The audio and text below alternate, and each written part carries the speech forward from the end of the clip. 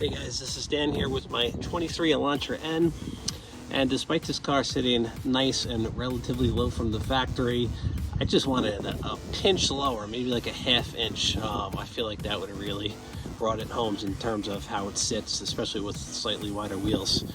So there's not too many options for springs or coils for this car because it's relatively new, but Storm makes comfort springs, which are like the most conservative in terms of drop.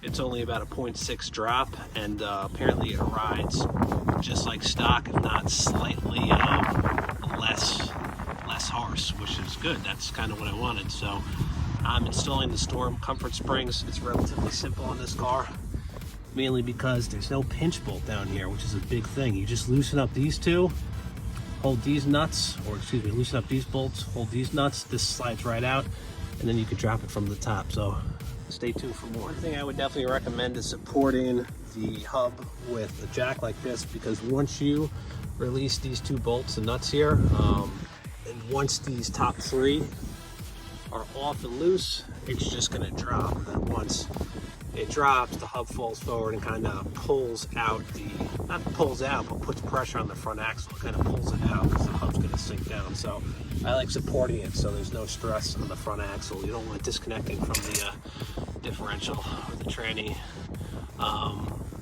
Like I said, there's not too much to disconnect in here. So it's these two nuts, you just blast them loose. Definitely having like a high impact, high torque impact wrench gun helps a lot. It'll break them loose, and then you just use vice grips to hold these, and this will suck right out. Same thing with this. This is the stabilizer link.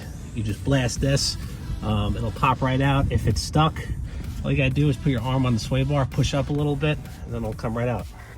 Relatively simple. Like I said, you loosen the top three, loosen those two. You also have to watch out, disconnect this first. If you use, see how that kind of just clicked? And then you can pull this out. Can't do this with one hand, but that'll come right out. And then there's a bracket holding a few more wires here. Loosen the brackets, that comes right off. Comes out relatively easily. Just be careful with the hub dropping, like I said. So the rear, which is usually the easy part, is kind of a pain in the ass on this car because you have to take out one here, two here, three here, and then the rear sway link, which is a longer stud that goes through there, well, to drop this, and then the spring comes right out. But on some cars it's only 2 bolts, 3 bolts. If you look here, the bottom of the hub, it's like a split control arm, so it's kind of a pain in the ass. You have to utilize the jack to put pressure on it to get the bolts out, and you kind of have to push the bolts from the other end to get them to suck out, but it does come out relatively easily once you do that. So once you understand the rear, it's not terrible, but lining it back up to get back in is kind of a pain in the ass, and you really need the jack to push up on it to line up the bolt holes, which is especially difficult because, like I said, this lower control arm, you got the one bolt right here and then the other one right here. These joints in the middle flex and they move, and they're just such a pain in the ass to line up. So you really got to put the jack like around here, maybe jack up, line these up as best as possible, and then push the bolts through. This portion, believe it or not, you may need a hand width just to have somebody grab the hub and kind of pull and twist as you line up those bolts. But we are going to be taking out, like I said, is 1, 2, 3, 4, and then that will allow the lower control arm to drop, and then the spring will come right out. Line it up in the same orientation as the stock spring.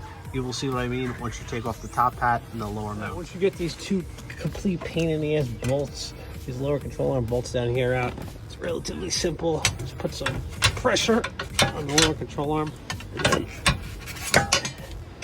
pull this out. Now, reuse the mounts. Just pay attention to the orientation, like I said. You can see where the tip of the spring, the coil goes, and where it hits to stop. And can't forget this guy. You gotta reuse this too. Obviously the spring is gonna sit in the same positioning, stop there. And this little nipple is gonna go through the hole, that center hole right there, to line it up and then you just aim the top hat with this larger nipple, and then you bolt it back up.